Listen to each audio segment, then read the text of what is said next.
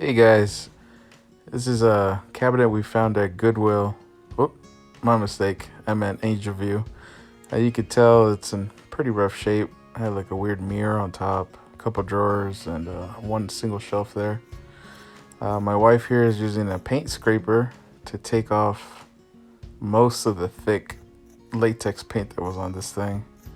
And it worked pretty good. And then from there, we sanded it down.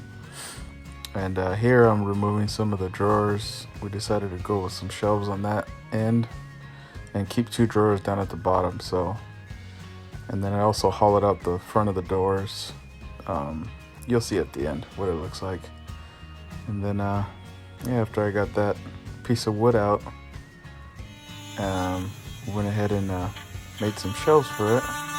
You can see here, just custom fitting it.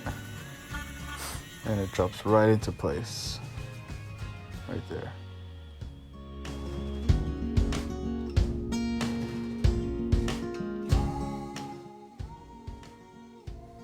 And here we decided to apply some primer right before I paint.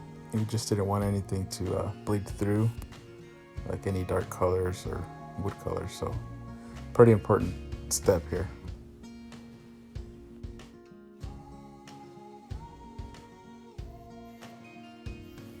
And here we started spraying the unit with a Graco gun we got from Home Depot.